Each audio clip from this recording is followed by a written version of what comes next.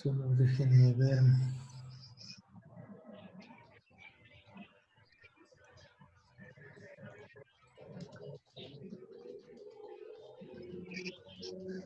Un segundo, por favor.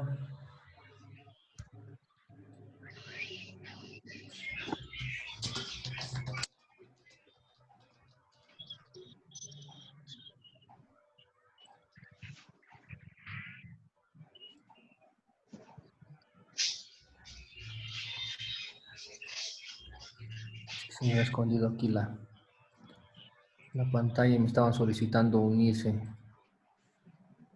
Luego está chido eso que tenga uno que autorizar quienes se unen, pero luego de pronto también es una distracción extra. Ok, bueno. Retomo la presentación. ¿Ya todos están conmigo? Ya, profe. Nosotros técnicamente podemos conceptualizar el espacio de direcciones de un proceso de la siguiente manera. Casi siempre nosotros el heap no lo hemos metido en la ecuación, así que ahorita lo podemos dejar tantito de lado.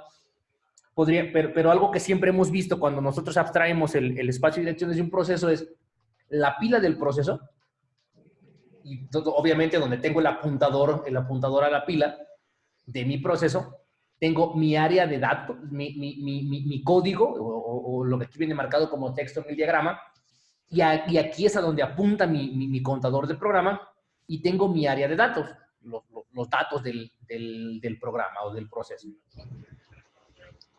Esta es la forma convencional de abstraer mi espacio de direcciones. Sin embargo, a la hora en la que yo meto programación multihilo, ese espacio de direcciones que inicialmente lo veía así, ahora lo voy a ver de la siguiente forma. Es decir, donde yo antes veía una sola pila, que tengo un stack, ahora tengo que ver dos.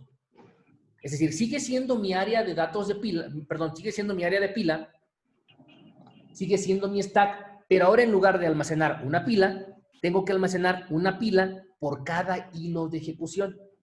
Y en lugar de tener un solo apuntador a la pila, ahora tengo que tener un apuntador a la pila por cada hilo. ¿Por qué? Si bien es cierto que un programa se ejecuta de manera secuencial, de una instrucción por instrucción, y tanto mi contador de programa como mi apuntador a la pila me ayudan a manejar ese comportamiento, cada hilo de ejecución de un proceso también tiene que llevar una ejecución independiente. Por lo tanto, entonces necesito tener esa separación. Cada proceso va a tener su área de pila, con lo que yo voy a poder manejar el comportamiento de la ejecución de mi programa. Y además, cada hilo va a tener su apuntador, su contador de programa, de forma tal que cada hilo va a apuntar a su posición en la pila. Si se dan cuenta aquí, la pila del hilo 1 solo ha creado dos variables, mientras que la del hilo 2 ya tengo la creación de tres variables. En el hilo 1, mi contador de programa está apuntando a la línea o a la instrucción de rutina 1, mientras que en el hilo 2, mi contador de programa está apuntando a rutina 2. Y lo interesante es que el área de datos, o sea, los dos hilos leen del mismo código. Eso ahí ya representa un ahorro para mí en recursos, un ahorro en memoria. Ya no tengo dos veces el mismo código cargado en memoria. Es en un mismo wrapper, es en un mismo sandbox donde yo tengo ahí mi proceso, y los N hilos van a leer de ese mismo código. Y cada hilo va a tener su propio apuntador a la pila. Pero lo interesante es que los N hilos que tenga van a conocer los datos, van a tener acceso a los datos. Entonces, todos los hilos van a compartir o van a tener su apuntador a la pila, van a tener sus registros, van a tener sus políticas o sus características para planificación, etc.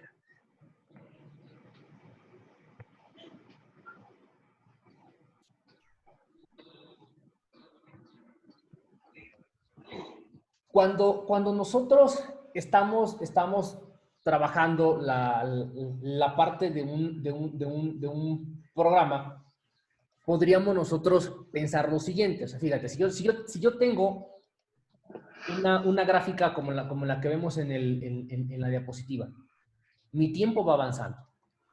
Si yo pienso en una ejecución secuencial, yo puedo decir, bueno, que se ejecute la rutina 1. Cuando termine de ejecutarse la rutina 1, que se ejecute la rutina 2. Cuando termine de ejecutarse la rutina 2, la 3, la 4, la 5, hasta llegar a la rutina final. Podría quizá en algún momento dado pensar, si se puede, claro, invertirlas. Es decir, que primero se ejecute la rutina 2, que después se ejecute la rutina 1 y después la 3 o después la rutina final.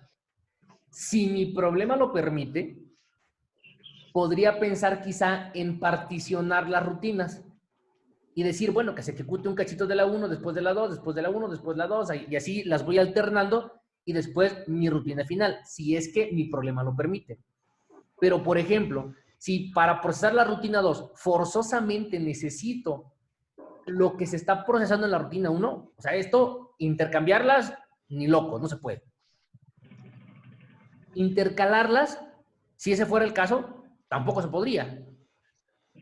En la tercera parte de esta imagen, lo que se observa es que puede ser que una parte de la rutina 1 no tenga dependencia hacia la rutina 2, por lo que esta parte que no hay dependencia la puedo yo traslapar. Si se dan cuenta, aquí no hay paralelismo, aquí no hay paralelismo, aquí no hay paralelismo, mientras que en la tercera parte de la imagen, en la primera parte de la rutina 1 no hay paralelismo, pero donde se traslapa la rutina 1 con la rutina 2, ahí tengo un cierto grado de paralelismo y solo en este momento lo puedo hacer. Oye, ¿pero tienes los procesadores? Sí, se los tengo. ¿Tu programa es multihilo? Sí, también es multihilo. ¿Pero por qué no es paralela? Porque simplemente las características del problema que estoy resolviendo no me lo permite. Y entonces el paralelismo lo voy a poder hacer única y exclusivamente en esta parte de la ejecución de mi programa.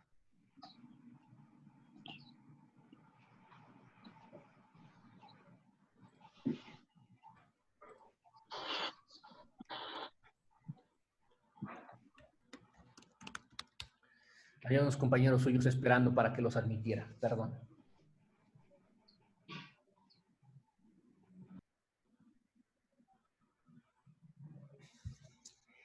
Uno de los modelos que nosotros vamos a implementar cuando nosotros trabajamos con hilos es que yo tengo el modelo de memoria compartida.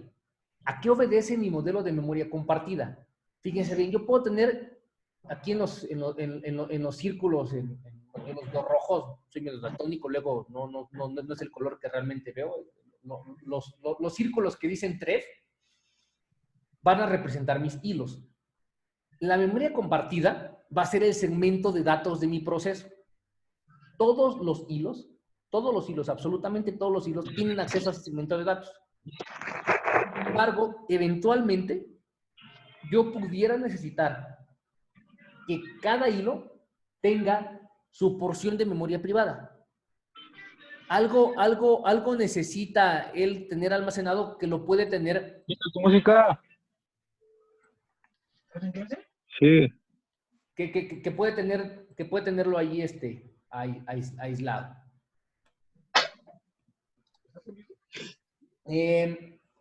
Las láminas que me voy saltando son meramente teóricas, esas ya ustedes las pueden ir revisando con calma, es mucho de lo que les he venido tratando de aterrizar en los ejemplos. Cuando yo tengo el cómputo paralelo, aquí voy a tratar de representárselos, yo tengo un problema, y es lo que tengo representado aquí como un solo conjunto de datos. Cuando yo lo resuelvo de forma secuencial, por ejemplo, la multiplicación de dos matrices, como ustedes saben, ya han programado seguramente más de una vez la multiplicación de matrices. Si lo resuelvo de forma secuencial, lo resuelvo con 3 fors anidados, ¿no? Incluso el algoritmo convencionalmente utilizado es un algoritmo cúbico. Son 3 fors los que anido y voy generando el resultado de celda por celda de la matriz resultante. Entonces, yo tengo mi problema, Tengo mis instrucciones y voy instrucción por instrucción, instrucción por instrucción, instrucción por instrucción. Y esas se van cargando en el CPU hasta que termino de ejecutar mi problema. Cuando yo busco la manera de resolverlo de forma paralela, lo primero que tengo que pensar es si el problema tiene una solución paralela. Casi siempre lo que hacemos es implementamos la solución al problema de forma secuencial. Buscamos que la solución secuencial sea una solución secuencial óptima, que te dé tiempos esperados, incluso para problemas conocidos, te cuenta con benchmark para pruebas, es decir, ¿cómo sé si mi algoritmo es bueno o es malo? Se tarda un segundo, por decir algo, pero ¿cómo sé si un segundo es bueno o malo para resolver ese problema? Ah, bueno, existen benchmark de pruebas que dicen, a ver, por poner un ejemplo, la multiplicación de matrices. Voy a multiplicar dos matrices, obviamente no vas a multiplicar matrices de 3 por 3, o sea, son matrices así, de este tamaño, ¿no? A ver, multiplícate dos matrices de 100 por 100, de 1000 por 1000, de 2000 por 2000, con estos datos, porque además son matrices muy particulares. Se tarda un segundo tu solución. Oye, la mejor solución de la gente que ha ejecutado con este benchmark ha sido de 1 segundo y medio. No manches, le lograste bajar un 50% al tiempo de ejecución. Entonces, tu ejecución secuencial es buena. Tienes un buen tiempo. Ahora, a ese algoritmo que ya lograste abstraer, que ya tienes, ese algoritmo secuencial, generalmente se le busca la forma de paralelizar ese algoritmo. Difícilmente tú partes creando ya la solución paralela de un problema. Primero desarrollas la solución secuencial y a esa solución secuencial la paralelizas. ¿Sale? Y es lo que les intento representar en esta imagen. Yo tengo mi problema, particiono mi problema de forma tal que de cada parte del problema yo saque instrucciones y esas instrucciones sean cargadas en un CPU distinto cada una de ellas. ¿Hasta aquí alguna duda?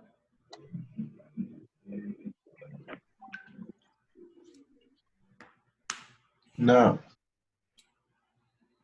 ¿Cómo particionarían ustedes el problema de la multiplicación de dos matrices?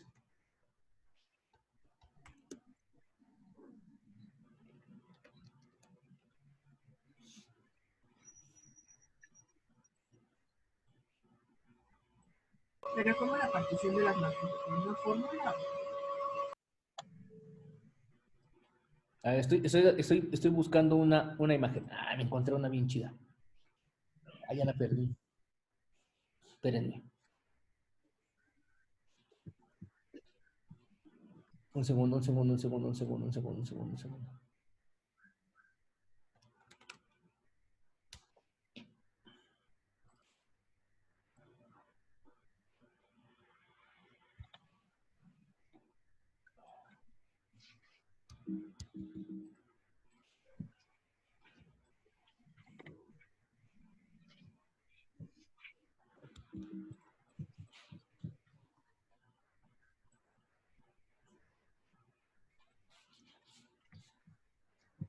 Un segundo, perdón. Como que se bloqueó acá como que se bloqueó mi pantalla.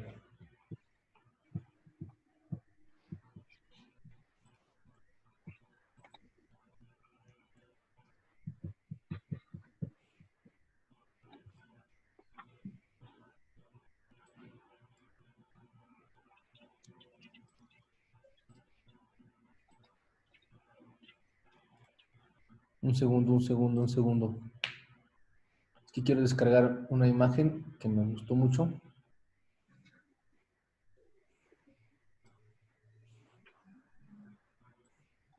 Aquí está. Así es como hago la multiplicación de dos matrices, ¿cierto? ¿Chavos? Sí. Sí. Renglón por Ahí se columna. ve más o menos. Tengo dos matrices. Pensemos que son de 3 por 3, digo, aunque ahí tienen ahí sus puntitos, uno de 4 por 4. Y lo que en la imagen me dice es, agarro el primer renglón, agarro la primera columna Y con el resultado de esto, o sea, voy a obtener esta celda, ¿cierto? Sí. Sí. Mi solución secuencial, ¿qué me dice? Que hago un for para recorrer los renglones de la primera matriz, hago otro for para recorrer las columnas, obviamente me voy actualizando, me voy auxiliando del i que creé para la primera matriz, del j que creé para este, y un tercer for para ir recorriendo en la tercera matriz, que generalmente es IJK, ¿no? Los que utilizamos casi por convención. Y esa sería mi solución secuencial que yo generalmente utilizaría en función de darle seguimiento a esta imagen de mi problema. ¿Estamos de acuerdo? ¿Cuál sería la forma de particionar para obedecer a este modelo?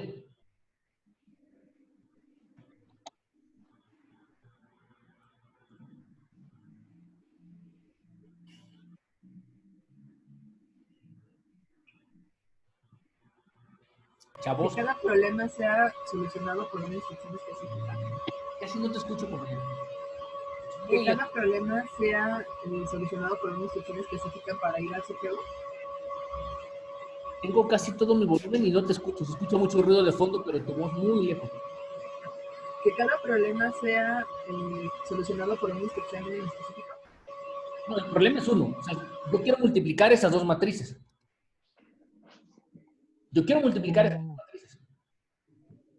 Podríamos hacerlo por las columnas, o sea que cada problema individual sea cada columna de la segunda matriz. ¿Alguien más? Podría ser un hilo para cada par de filas y columnas. No. Que se ejecute en una sola instrucción. ¿Cuál es el problema, chavos? ¿Quién forma parte del conjunto problema? La matriz. ¿Cuál matriz? La principal, ¿no? ¿Cuál es la matriz principal?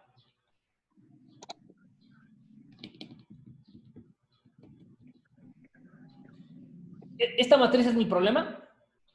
No. ¿Esta matriz es mi problema? No. ¿Esta matriz es mi problema? ¿Qué es lo que no conozco? Entonces, No conozco los valores de cada celda. ¿Están de acuerdo? Sí. Entonces, mi problema, lo que yo haría es, a ver, cada una de estas cosas podría ser cada celda de la matriz que no conozco. Y lo que yo tendría que hacer es, ¿cuáles son las instrucciones que necesito para resolver esta celda, esta celda, esta celda, esta celda, esta celda? Y esas instrucciones son las que yo tendría que mandar a un CPU diferente y que cada CPU diferente se encargue de obtener o de resolver cada posición de esta matriz. mira, abuela. Si yo tuviera entonces una matriz de 3x3, ¿cuántos hilos? Me pasó uno. Es que necesito otro. O sea, me pasó uno de los que quiero. ¿Cuántos hilos necesitaría para resolverlo? Para ver angular, pero necesito otro. Sí, que es para lógica de programación. El número de hilos dependería del número de celdas. Exactamente. Y yo podría alcanzar ese paralelismo teórico al que yo aspiraría. Yo diría, bueno, si tengo 9 hilos, por ejemplo, si fueran de 3x3, se resolvería en 1/9 mi problema si tuviera ¿cuántos procesadores? 9. 9. Si los tengo, sí se va a cumplir eso, más el overhead de las tareas que realizamos de creación, comunicación, sincronización, etc. Pero en la mayoría de los casos ese paralelismo a ese grado no se va a dar, ¿no? Entonces, es importante que cuando yo voy a hacer una implementación paralela de algo, debo entender el problema. Y si se dan cuenta, aquí lo que estábamos perdiendo de vista, ¿cuál era realmente mi problema? Y mi problema es que yo no conozco la matriz resultado. Y al no conocer la matriz de resultado, entonces lo que yo quiero conocer, por ejemplo, en este caso la que tengo aquí marcada es la celda 1.1. Y la celda 1.1 la obtengo de multiplicar la fila 1 por la columna 1, el renglón 1 de la matriz A por la columna 1 de la matriz B. Y entonces estas instrucciones para hacer esto es lo que me van a dar este resultado y es lo que yo puedo paralelizar.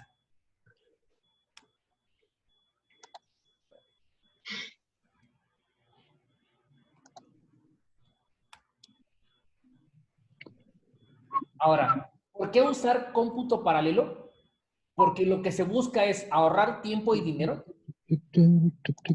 Se espera que las soluciones paralelas sean más rápidas que las soluciones secuenciales. En teoría también en muchos de los casos representan ahorros monetarios. Con el cómputo paralelo se espera resolver problemas complejos. Hay soluciones secuenciales que tardan un tiempo computacional extremadamente alto para poder resolver algunos problemas complejos, cosa que con cómputo paralelo se puede resolver en tiempo muchísimo más rápido, como por ejemplo los algoritmos para la predicción del clima o para la estimación del clima. En la mayoría de los casos, por no decir todos, son algoritmos paralelos que en función de los datos históricos tratan de predecir qué es lo que va a pasar en un futuro. Y en la mayoría de los casos, les repito, estos son algoritmos paralelos que con enormes cantidades de datos buscan dar una solución en tiempos razonables. Uno de los objetivos también que se busca es proveer concurrencia y finalmente también utilizar recursos remotos. ¿Por qué? Porque con el paralelismo no siempre se piensa solo en explotar los núcleos o la infraestructura que nosotros tenemos en nuestra máquina de forma local, sino también podemos utilizar ciertas arquitecturas o ciertas tecnologías que nos permitan utilizar los recursos remotos. Por ejemplo, existen tecnologías como MPI, que MPI nos va a permitir hacer cómputo paralelo a través de clustering. Es decir, yo puedo conectar más de dos computadoras o más en red, de forma tal que una de esas máquinas sea la que se le denomina maestra.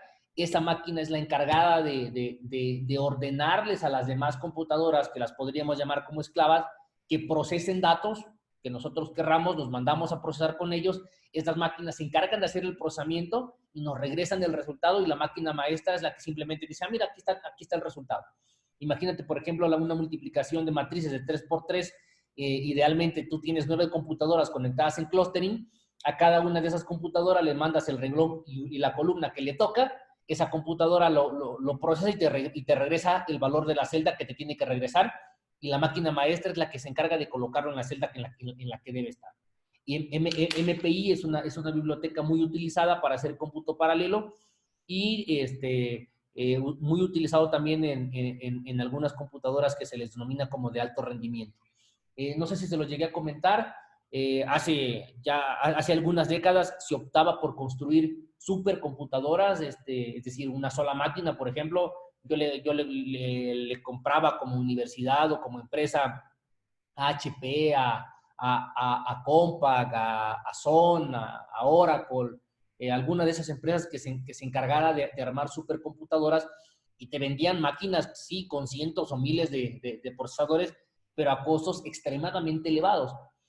Y obviamente eran computadoras muy potentes. De hace quizá algunos 20 años para acá, se empezaron a construir supercomputadoras, pero más que verlas como una sola máquina, se opta por la estrategia de conectarlas en clústeres. Es decir, un clúster de computadoras que, en lugar de estar conectados todos los CPUs conectados a la misma motherboard, son cientos o miles de computadoras, cada una con su motherboard, cada una con su CPU, obviamente tienen que ser homogéneos, con su mismo CPU, y conectadas todas estas computadoras por redes de súper alta velocidad, como son InfiniBand, que te manejan tasas de transferencia de arriba de los 50 gigabits por segundo.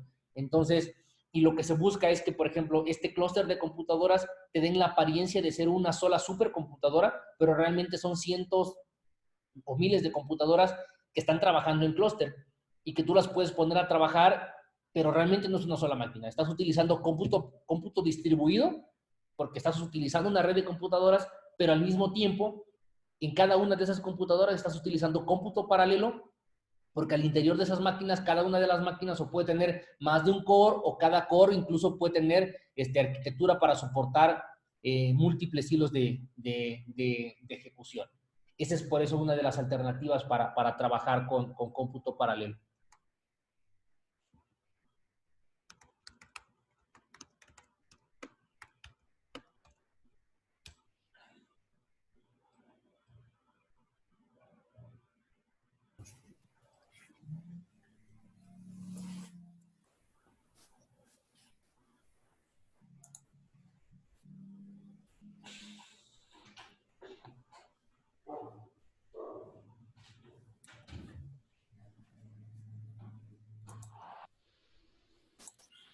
Si ustedes, por ejemplo, en algún momento dado quieren consultar cuáles son las computadoras más rápidas que existen en el mundo, se pueden meter a la página del top500.org.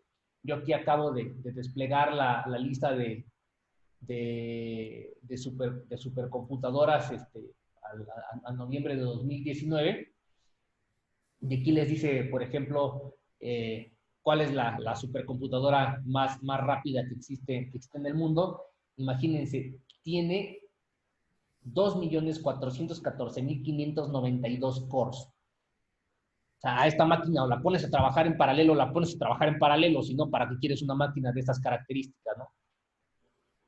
Obviamente. Minecraft. ¿Perdón? Sí, se escucha. No, yo podría ejecutar aquí el Android Studio. Pero observen algo, por ejemplo, fíjense, la computadora 3, la rankeada en el 3, ¿cuántos cores tiene? Comparada con la primera o con la segunda. O sea, aquí también hay otras características que hay que considerar, no solo el número de cores. Y algo que quiero que observen, yo les comentaba hace un momento la forma en cómo se intercomunican las máquinas. Aquí, por ejemplo, me está diciendo que estaba utilizando un Mellanox de InfiniBand. O sea, están conectadas por esa red de súper alta velocidad, que es lo que me va a permitir. Oye, quiero conocer incluso también cuáles son las que se consideran las top 500, pero en el ranking de lo que se considera como las que cuidan el medio ambiente, porque también algo que hay que considerar, esas computadoras con tanto poder de cómputo, imagínense la cantidad de energía que consumen y la cantidad de calor que hay que disipar. O sea, también eso es algo que hay que considerar, y en el momento que ustedes gusten, aquí lo pueden consultar. Recuerden, la página se llama Top 500 ORG. Algo que también debo de considerar cuando y obviamente eso me va a ayudar a encontrar la solución, cuando estoy trabajando con cómputo paralelo, es algo que se conoce como la clasificación de Flynn. Eso me va a ayudar a entender la solución a la que yo voy a llegar. La clasificación de Flynn me va a ayudar a clasificar mi problema y mi solución en función de lo siguiente. Si yo tengo un solo conjunto de datos y un solo conjunto de instrucciones, es decir, son las mismas instrucciones para ese mismo conjunto de datos, se dice que mi problema se clasifica como single instruction, single data. Si yo tengo un mismo conjunto de instrucciones, por ejemplo, la multiplicación de dos vectores, son las mismas instrucciones, pero tengo múltiples datos, se dice que yo tengo single instruction, multiple data. Si son las mismas instrucciones a distintos datos. Pudiera ser que yo tenga distintas instrucciones a ejecutar sobre un mismo conjunto de datos, y eso se le considera multiple instruction, single data. Y una tercera clasificación, es decir, que tengo múltiples datos y también tengo múltiples instrucciones a ejecutar sobre esos datos, entonces se dice que tengo múltiples instruction, multiple data. Quizá para efectos académicos, si les llego a dejar ahí alguna tarea, pudiera ser que caigan, como por ejemplo el caso de la multiplicación de matrices o la suma de vectores y demás, caen en esta clasificación. ¿Por qué? Porque son las mismas instrucciones, el single instruction, el multiple data, es decir, cada hilo o cada nodo de mi clúster que vaya a procesar va a ejecutar exactamente las mismas instrucciones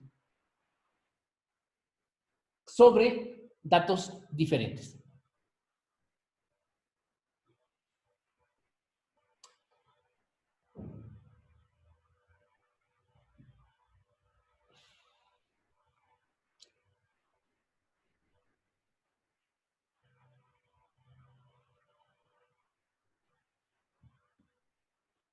Aquí, por ejemplo, tengo una imagen de lo que pudiera ser la suma de dos vectores. Si yo lo veo secuencial, pues simplemente veo mi vector X más mi vector Y y al final de cuentas voy a obtener un resultado X más Y. Cuando lo voy a paralelizar, como yo sé que eso se hace en entrada, son exactamente las mismas instrucciones, solo que aquí lo hago entrada. Alguien puede sumar X0 con Y0, alguien puede sumar X1 con Y1, otro más puede sumar X2 con Y2 y otro más puede sumar X3 con Y3. Y al final de cuentas voy a tener el resultado de X más Y. Y aquí básicamente son ejemplos de cada una de las clasificaciones que les acabo de comentar. Obedecen a estas. ¿Hasta aquí alguna duda, chavos? No, profe. Ok. Ya también se nos está por terminar el tiempo de la sesión.